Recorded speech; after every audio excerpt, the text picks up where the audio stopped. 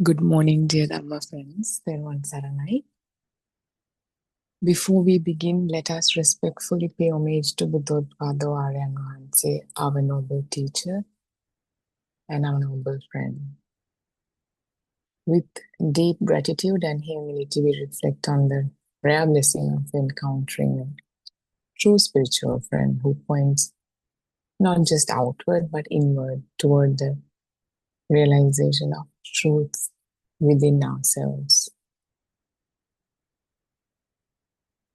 In the Buddha's teaching, noble friend is not merely a teacher of words, but one who reveals the path by helping us see directly how suffering arises and how it ceases.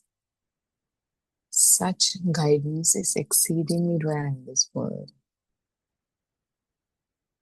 So we pay homage to Buddhothpado and say, Theron Sana, everyone.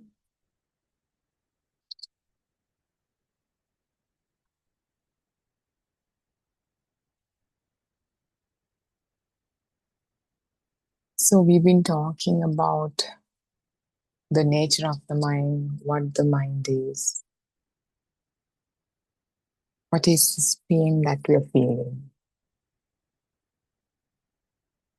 what is the suffering all about.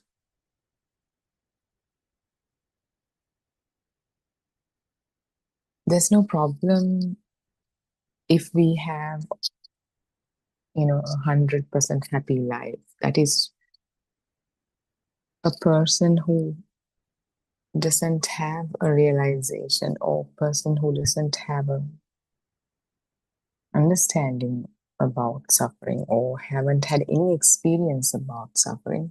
That's um, that's fine. That's all well and good. Nobody has to worry about spirituality or liberation of mind. And if we don't have a death, we don't even need a religion. We don't need to explore the nature of death, what happens after death, and all that comes with it. All the religions. The problem is we have no idea where we came from, and we have no idea where we are going to afterlife. And also, we did not have any control over when we were born, to whom we were born to. And we have no control over when we are going to die, how we are going to die. And what makes us think in between anything that happens is under our control. Because simply there isn't any control. It's not a self-doing. It is not doing of a person. We mistakenly think that I am doing this. It's a system happening through us. The so-called self that we are so dearly believing in, have so much confidence in, is not an actual self. And this is why there's so much confusion. There's so many arguments about what's going to happen after life. Why we, even with the most advanced sciences that we have in place, we still can't explain our human experience fully. And these sermons, in the form of these sermons, we offer that, just that. And when you understand, first in the form of knowledge, and when it kind of sinks into you, when it becomes, what we talk about here becomes self-evident to you, you will know what exactly is happening. You will know for sure, because nobody can be so sure about how their own human experience, how their individual human experience is created than you yourself. We do not need a population of human minds. We do not need to come up with variables to measure. We do not need to recognize patterns. That is not relevant when it comes to observing your own mind. The Buddha revealed a path leading to realizing how this mind, how your own mind works in real time, moment to moment, and how to end suffering. We call it the cessation of dukkha. Dukkha is suffering. When we examine suffering closely, we notice something profound. Suffering always involves an I. We always say, I'm suffering. I feel pain. Or I suffer because of this situation. This reveals a simple yet profound truth. If there is no self, there can be no suffering. Because to whom does the suffering happen? Although this insight might initially seem shallow, of course it does. As someone, you haven't heard this before probably, or you have heard something similar, but this is not it. Because as you continue to listen to these sermons, the depth of this becomes apparent because you continue to realize this as a direct observation. What is dukkha? Dukkha, suffering. If we examine it closely, we will understand that suffering arises due to the existence of a self.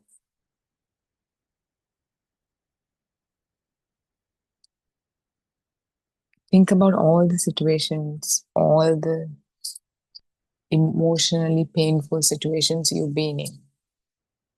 It could be a physical injury you're going through. It could be some sort of an illness that you're going through. It could be one of your loved one left you. You're probably going through a divorce. Probably your child is sick. Probably you lost one of your children. Whatever it is, if you were to ever think about it, if you were to ever talk about it, what would you say? I lost my child. I am sick. I've been suffering from this disease for such a long time. I lost a loved one. I. Without feeling, this I is there. So if we go back to what we were talking the other day, the child, the newborn child, did not have a self, did not even know to call his or herself a self. Even when the mother and the father introduced the child to his or her name, as he was born, there was no name even. And then the father and mother has to come up with a name. After going through so many choices, they come up with a name. And then from that day onwards, that child becomes that name. David, Harry, or Paul, or whatever it is. It takes a long time for the child to learn his or her own name, because it has to become a thought first for the child. I am so and so. I am David. I am Paul. I am Elizabeth, whatever it is. And with the introduction, the introduction of the labels take place before even the child calls himself, I am Harry or I'm David or whatever it is. Even before that, we talked about yesterday. He's introduced to the mother, the father, colors, yellow, blue, black. orange dog ball. So an image is given to the child, the familiar image of the so-called mother who keeps returning to feed the baby, to take care of the baby. So that image is given a label, a sound. The mother, mom. So eventually these two labels, predominantly the image and the sound, get entangled. And now there's a mother in the awareness of the baby. There's a father. Then this is how the thoughts are created by entanglement of the inputs of the five senses: sounds, images, smells, tastes, touch, predominantly sound and image. So that entanglement, if you kind of even now pay attention to whatever is in front of you, let's say there's a wall in front of you, that wall, the experience of really looking at the wall, moving your eyes around, just pay attention to that experience. And then move your attention to the thought wall, and there won't be any sound, but it will be a silent thought. But the thought is thought about using sounds. So a thought is, in a way, a variation of a sound, a vibration, a frequency. So that experience of thinking, the thought, and the experience of observing something with your eyes, or looking at something, looking at the wall, if you really pay attention, you will see they are two different experiences. In other words, the thought wall, the thought of the wall has nothing to do with the so-called world or the image that's related to that wall. Similarly, if you see your mother right now, if you look at your mother right now, the image that appears, that we call the mother, is different to the thought. The thought doesn't have a mother. The thought doesn't have a wall. The thought doesn't have a self. When the thought says, I am David, that thought doesn't have a David. Neither does it have a self. Thought is just a thought, just a vibration. It doesn't carry, it's just a signpost like we've been discussing throughout. It doesn't carry, if you think about an elephant is a big animal, the biggest on the land. A thought about an elephant doesn't carry an elephant. Do you see? Do you see this? Neither does an image of an elephant carry an elephant. Without the label, without the sound elephant, an image of an elephant, even if it appears right in front of you right now, cannot become a complete elephant without that sound. It just becomes just an image. The elephant, the image of the so-called elephant is just an image. This big black image, and the black ends where the background colors start. So it's basically images, colors and shapes.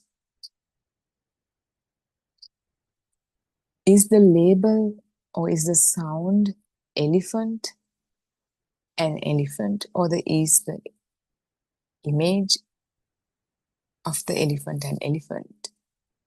One is not complete without the other. So this entanglement creates an elephant out of nowhere. Like we've said, the image of an elephant. There could be a Chinese person standing next to you, and in his mind, when that image is seen, the name is not elephant. It's a Chinese name. For an Indian, it'll be a Hindi name, or a Urdu name, or a Tamil name, or whatever he speaks. So that image doesn't carry any of the names that we carry in the mind. The image is just an image. There's no elephant in an image. There's no wall in the image. When you look in, when the newborn baby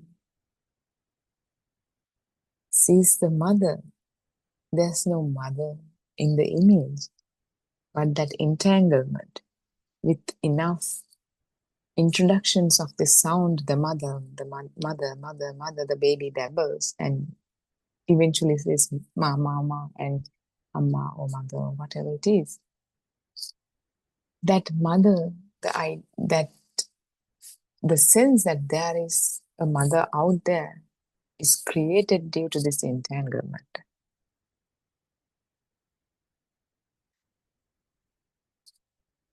So with time, this system of how thoughts are created, the mechanism in which thoughts are created, takes on its own turn.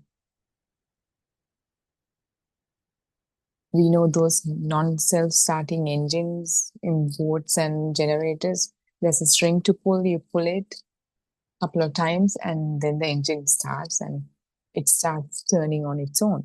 So this mechanism in which how thoughts work, this system, that is the same way it works too. Initially, you give kind of a push and it starts turning on its own. There's no self doing it, it's a system. And with time, the system takes a thought, if that is my mother, if that is my father, there should be a self to whom this mother, father, bad, ball, all that belongs to. And that has to be that name they asked me to repeat so many times. I am Devi. And the baby, even yourself, you haven't seen your own self because with your eyes, you can't even see your own face. Of course, you can see your hands, you can see your legs, you can see the front part of the body, and the back part of the body, you still can't see. So what do? You go in front of a mirror, you check yourself, and you see your face. Now, when you say your name, close your eyes, say your name, say that I am whatever your name is.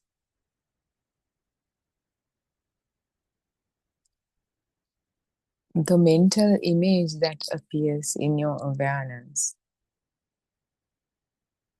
that's like a collage between the time you saw your left hand, the last time, the most recent time, the time you saw your right hand, the time you saw the front of your body, the time you saw your face in the mirror. All that came together to create the mental image that is relevant to the so-called self. So in other words, you haven't even seen your own self. This is just an experience of seeing. Wherever the attention of the eyes land, it sees only that portion of it. Even the so-called world that we think we live in is a collage of all these images that we've seen about the world. That we've seen, the images we've seen of New York. And again, the image of New York doesn't carry the label New York. So there's the mental aspect, therefore, not the mental aspect. The fact that you have New York itself is the mental aspect, is the mind, because the image of New York doesn't carry the sound New York that has been introduced through entanglement. And now, when I say New York, an image of New York appears in your awareness.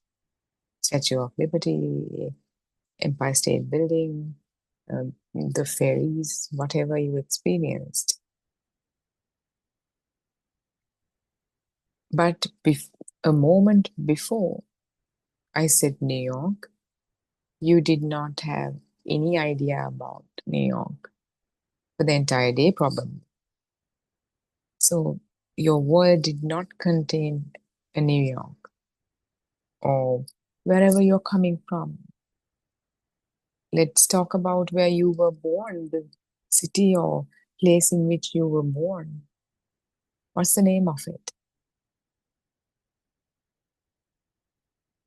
What's the mental image that arises in your mind, arises in your awareness? Mind is that arising itself. There's no continuous mind. Mind is,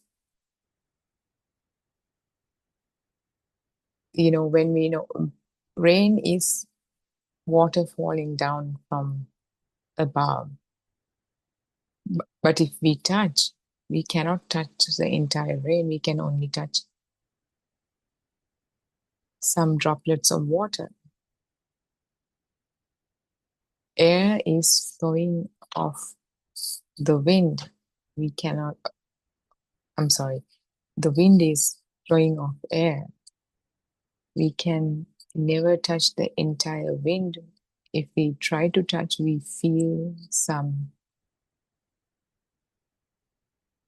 coldness, like a cold temperature or some pressure difference.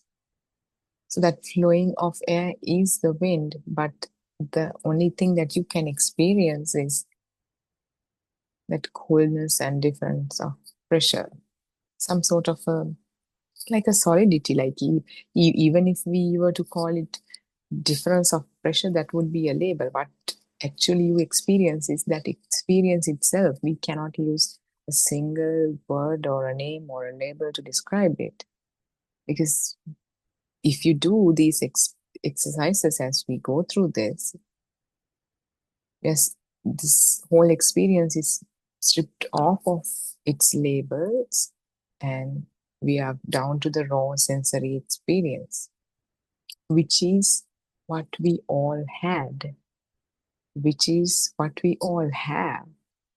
But because of ignorance, in the terminology of Buddhism, we call it avidya, meaning ignorance, because you are not aware how this illusion became a self, became a world and a self. First appeared the world, first appeared the mother, the father, yellow ball dog, doll. Then appeared, if there's a mother, if there's a father, there should be a self. So that is the mind, the first thought, the mother, father, and then it continued to grow to become a self, a false identity which does not exist in reality, which is a mental construct, the self-identifying view. And with time, if you have kids, you know what this is. You observe this, but you haven't really seen this aspect, this subtle anger. Buddha once said, if you want to see a dewdrop at the end of a blade of grass early in the morning, you have to look at it with a very subtle angle if you want to see a rainbow in the dewdrop. So to look at the truth, you have to look with that same subtle and unique angle.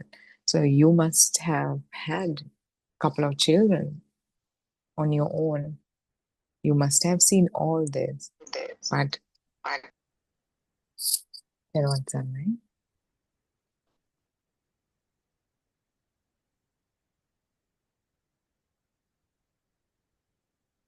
තෙරුවන් සරණයි, Miss Jayanti Liyanage, do you have a question?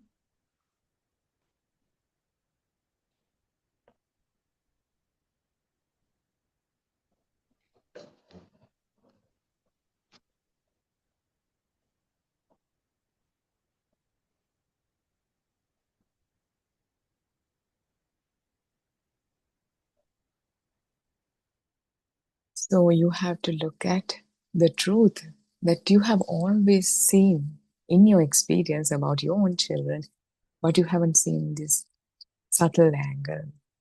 how a self matured into existence in the awareness of a child. This is the experience of all of us. We believe we live in the same world, but our own worlds are different. If there's 7 billion people or 8 billion people living in this world, their individual worlds are different, so unique. There are 7 or 8 billion individual worlds within them. So the happiness or the sadness or the suffering or whatever oscillations we have in terms of our emotions, they're not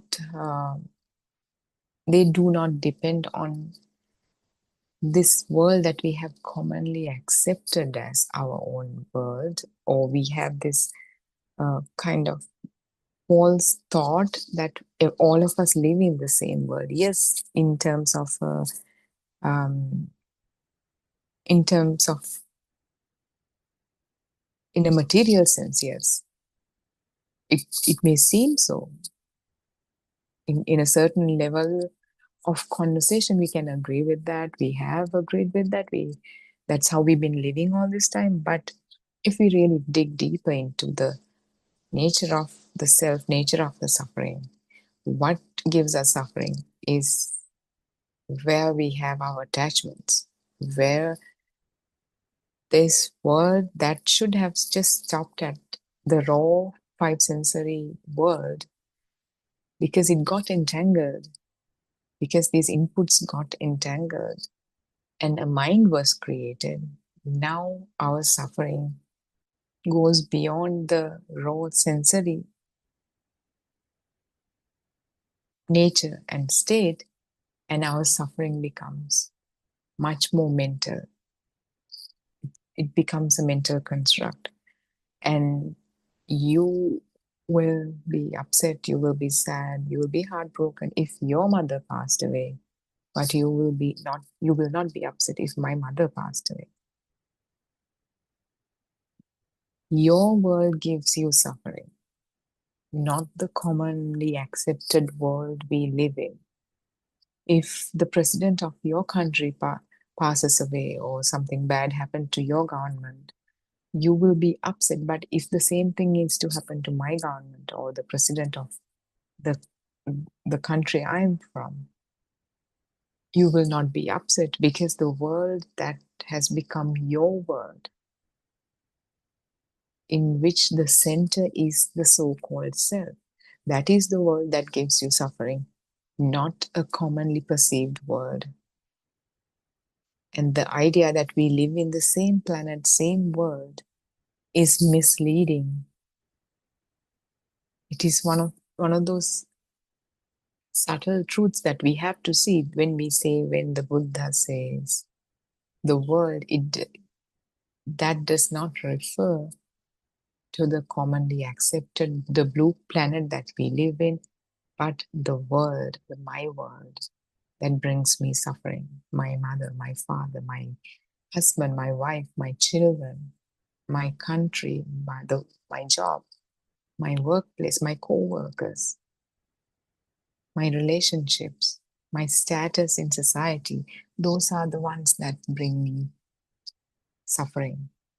So we have to kind of really understand the difference and see that it was never the solar system that brought me suffering. It was never the planet of Mars that brought me suffering. It was never the president of another country or system of another country.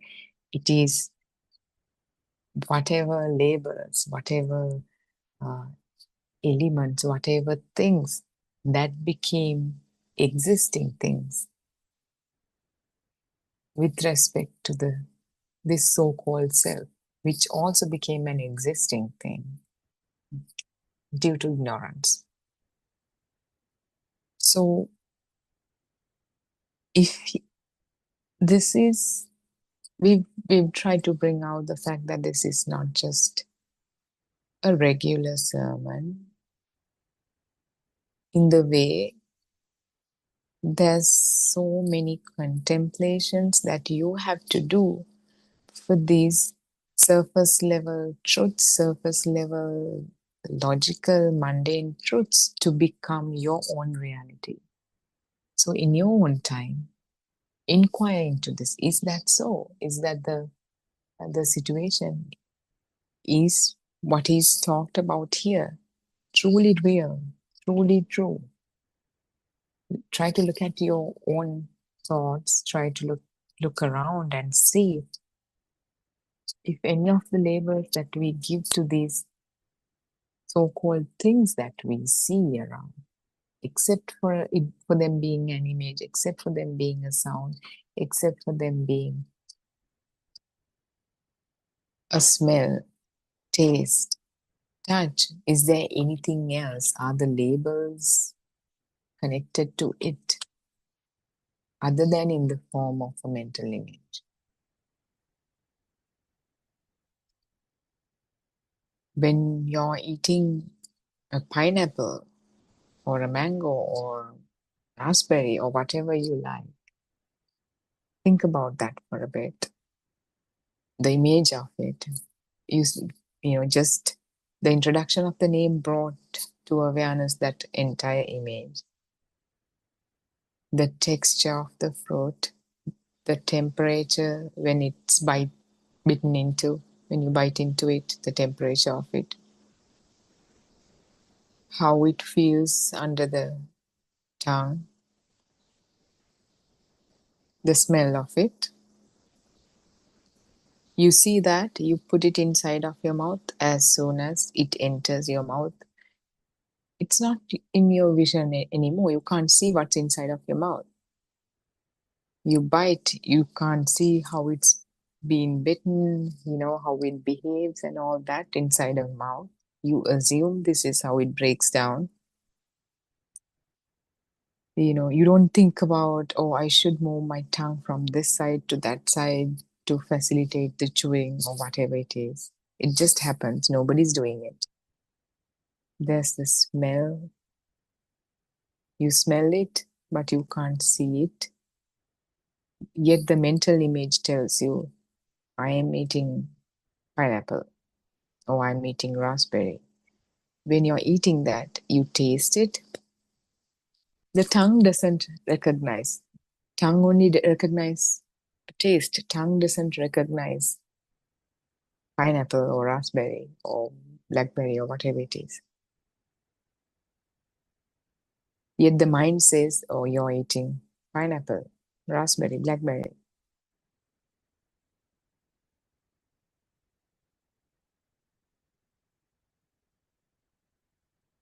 Aren't we eating aren't we eating a mental image? Because the tongue only can detect a taste, the nose can only detect smell, the you know mm, the mouth or the tongue can also sense some sort of texture.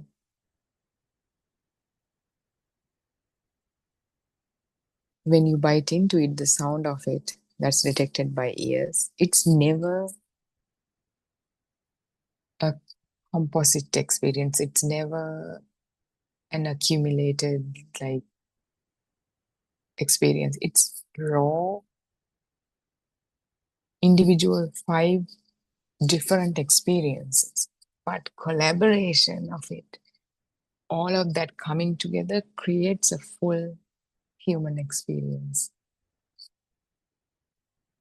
If you can see this in whatever you do, you will see the length, width, and breadth of the illusion. Not just, we talked about seeing, hearing, smelling, tasting, touch. Not just the experience itself,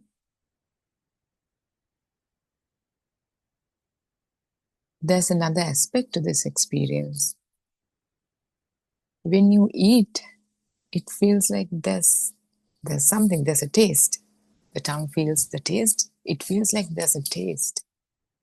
When you hear something, not just the sound, it feels like there's a sound. That okay, one thing is you feel the taste. Another thing is you feel like there is a taste.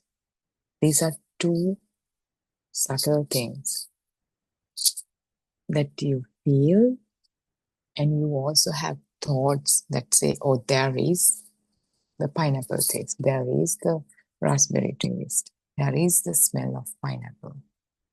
There's a thing called the smell of pineapple. So, not just it's a mentally constructed world and we think about them as thoughts, underlying there's a feeling that they do exist.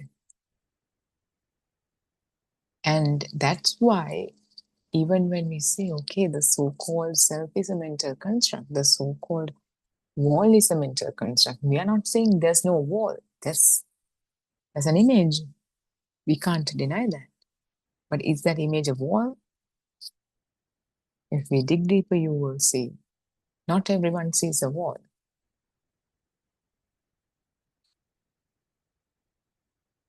So we can, in in one, at some level, we can agree that we are seeing something similar. As humans, we have similar eyes, similar ears, similar noses, similar mouths. These senses that we have, these um, sensory bases that we have, they are similar in the humans. They are different in populations of deer. Their noses and ears are different. If we consider populations of lions, their noses and ears are different. So we can assume probably their experience is different to ours. But if you dig deeper, if you do a little bit of research into this, into science, you will see a bee sees differently to a human. Um, an elephant sees differently to a human. A dog,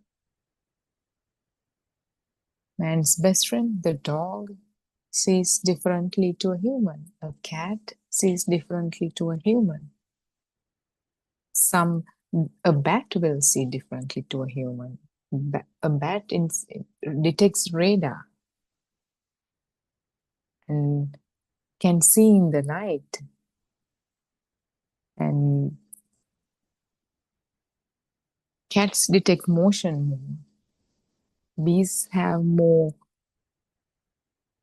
ultraviolet range in their vision. So if you dig deeper, you will see, even when it feels like we are living in the same world. When you know when we come home, our dogs, they wag their tails and they greet us, jump around, gives us so much love and so much happiness to see that. In our minds, we go, oh, my good doggy, you know, you're greeting me. And in our minds, we think the dog is seeing the image we think of as ourselves in the dog's mind, but the dog doesn't. It'll be a different kind of a view with different color um ranges, different shapes. But both of us see. There are animals which don't have eyes, but animals with eyes, they see this. There's something. We can't say there's nothing, but there's something. How it's being observed with these senses are different from one person to another, from a human to an animal. from a human to a dog to a cat to a lion to a bat to a bee. So, is there a word somewhere, or are we referring to an individual experience with the use of commonly accepted language? Even when we say commonly accepted language, there are subtle differences in that language, the way we perceive language, the way we hear language. When I say government, your mental image is different to mine. When I say president, your mental image is different to mine. When I say the mother, the father, daughter, lover, when I say marriage, when I say a company, your mental image is different to mine. But we have a common currency called the language with which we can communicate, which is more advanced than what animals can do. They still have, they do have their sensory basis, but they do not have this kind of a sophisticated mind to communicate in such complexity like humans do. They do have some communication. They are able to communicate of danger to each other, able to communicate of whatever they do, um, bringing their children up or finding food, the basic functions that are needed for survival, about mating. But this human realm is a very special realm. We are not any different to any animal in terms of the need for the existence, need for survival, the fact that we are all part of the same nature, same process in which this world is created, same process in which the minds are created. Everything is created in the same mechanism, same universal law, same ultimate truth, same absolute truth. That is what Buddha preached, Buddha expounded 2500 years ago. The only difference is just by being humans, because we evolved from making basic sounds or whatever, like apes did. We evolved from that to one step at a time. Like, you know, for food, we must have used some simple label or whatever for just like animals, and we have evolved from that for years and years and years.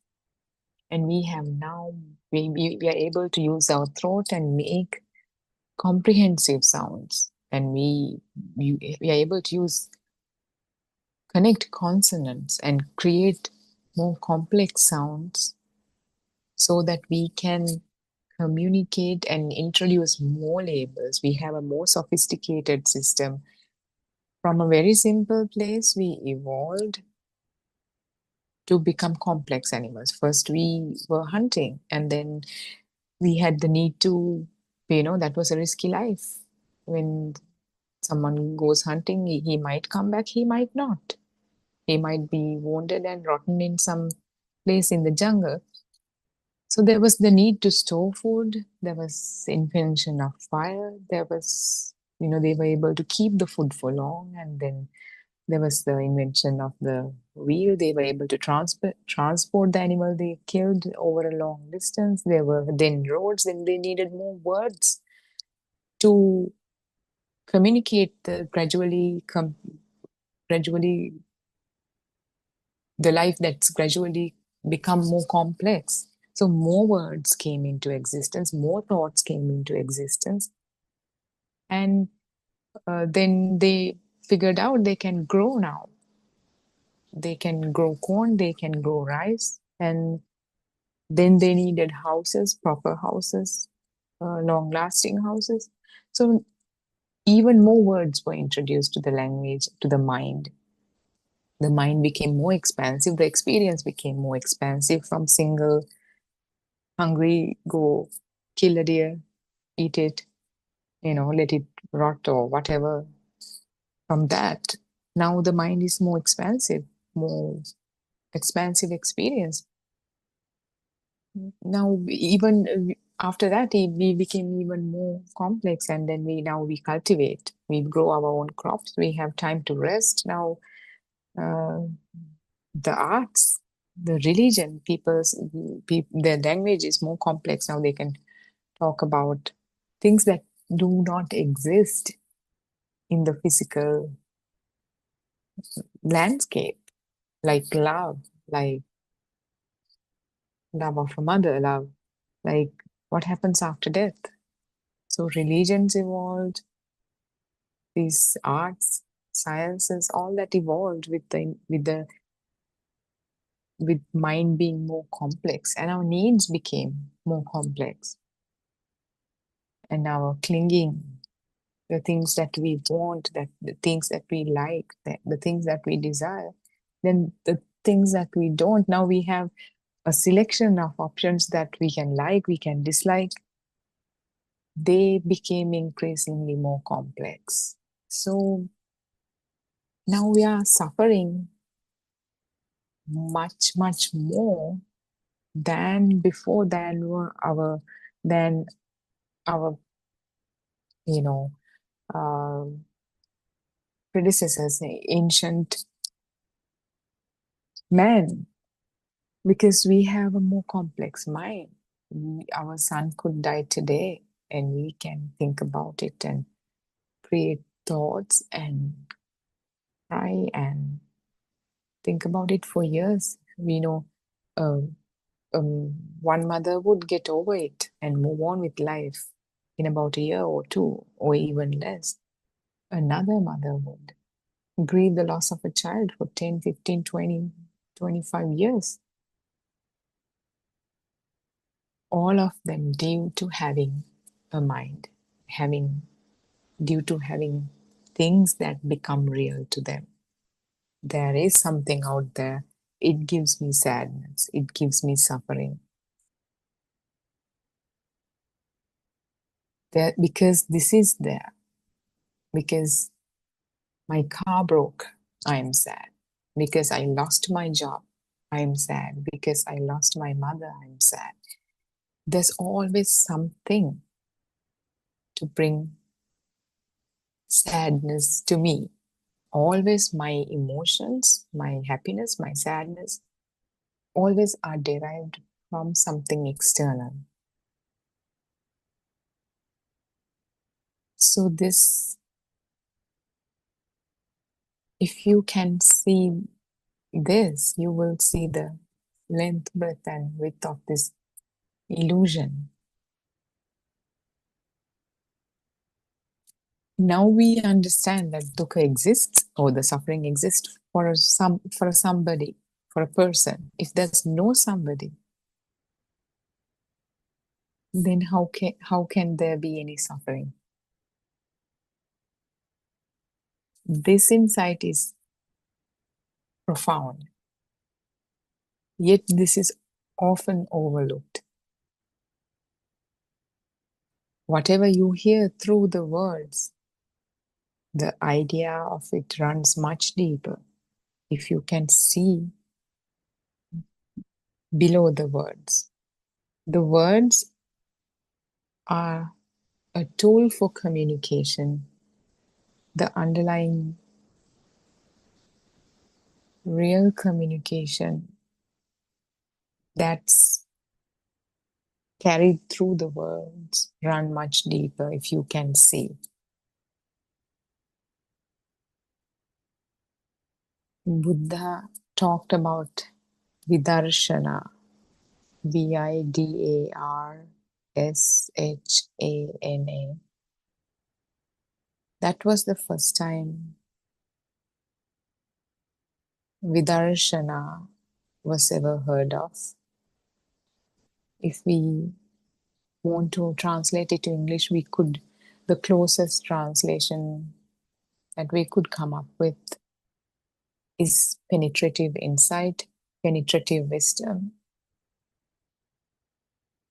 We apologize for not being able to give the exact translations because these were first appeared in these ancient languages, and by translating this to English, sometimes it just dissolved the idea. So we, as much as we want to be approachable in terms of language, so you understand what's talked about here, we also want to keep the meaning intact so that you get the direct message.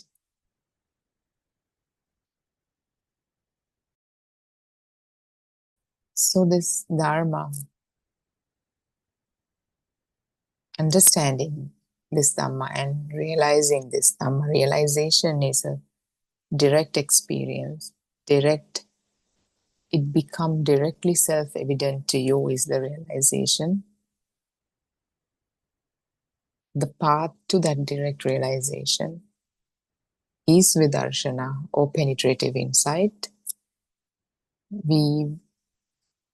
What penetrative insight is, if we, okay, now we have a mind, we have thoughts.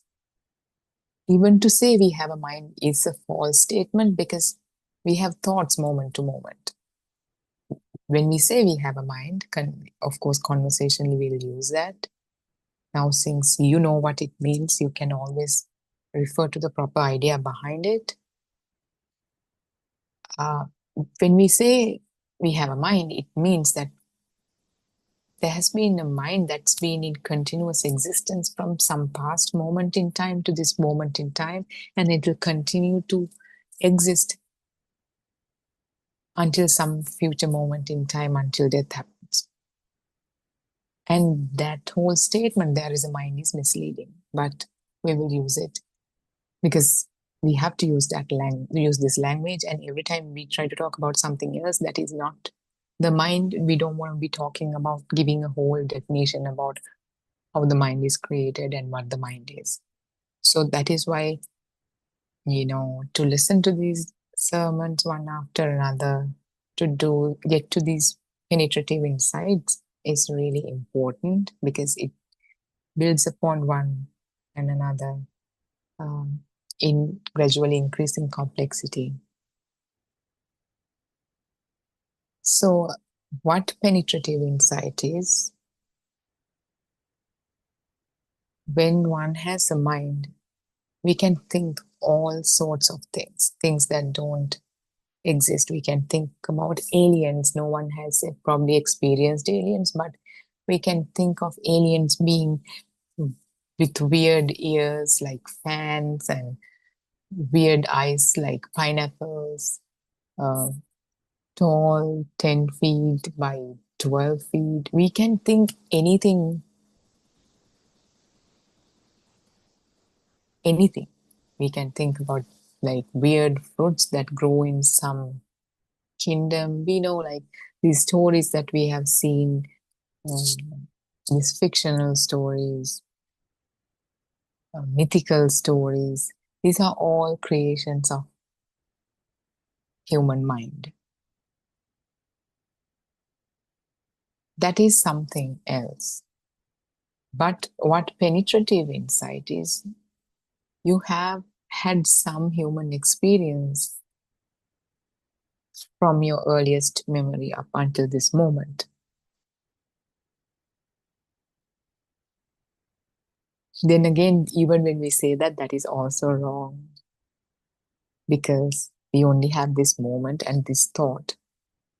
But until you get to that point, you should be taken into the deep with one step at a time. So be mindful. This language is used in a very unique way. So, what penetrative insight is, you can look at your own experience. You can, if There's a flashlight or spotlight that's kind of turning outward and checking all the external things all this time. You can turn it towards yourself and scan whatever happened, whatever kind of thoughts this mind had, to examine and investigate your own mind, to detect truths about it. That is penetrative insight. So you look at your earliest memories. Does it make sense to say that without thoughts, we cannot talk about a memory? You look at your thoughts, you go through earliest memories, you take time, sit down, and start examining earliest memories. Is that the time I was in the kindergarten? Is it when I was playing with my neighbor's son in the backyard? Whatever it is, so that is penetrative insight. That is not you thinking things that do not exist, like as in fiction, but you're examining things that really happened, as in things that you have experienced, that things that this mind has experienced. And also in this moment, the most important understanding Dharma, first you listen to it in terms of, you gain it, take it in terms of knowledge, and you can use simple logic. However, Dhamma is not logical because logic belongs to the mind. Dhamma transcends logic because as as you will see within your mind is not logical. One time you will love this woman or man like crazily. You are like, you will leave everything behind for this person, and you will spend few years with him or her, and the same mind will say, I can't stand to live with this person anymore. How do I get out of this? So mind is not logical. There's no logic in the nature. Sometimes there will be big trees falling on little plants. They haven't even lived enough to see this world the way we would describe it. But the nature doesn't care. Sometimes, people are dying in some parts of the world. They don't have food. The nature doesn't care. There are deers getting attacked by lions or all kinds of predators. Kittens getting attacked by all kinds of predators. The nature doesn't care. There's no right or wrong. There's no morality. There's no justice in the nature if you observe it. I mean, I'm just a messenger. Don't shoot me. If you can observe this, that you will see the nature doesn't care. When we look at the human evolution, there are so many animals that went extinct. The nature didn't care. Survival of the fittest or survival of the most adaptable survived, or whatever nowadays, whatever the common acceptance is. But nature doesn't care. There's no logic in nature. So we have to understand that not because we say so, but really observe. Is that the case? Is that true? Does the nature care? Is that logical? Is the mind logical? How do we understand a non-logical mind? With logic, we can't. To a certain extent, we can. But the direct observation, the penetrative insight or vidarshana, is the path to directly observe your experience. And we'll talk about this more tomorrow. Thank you for thank you for tuning in today. Thank you for listening. Peruvan Saranai, everyone.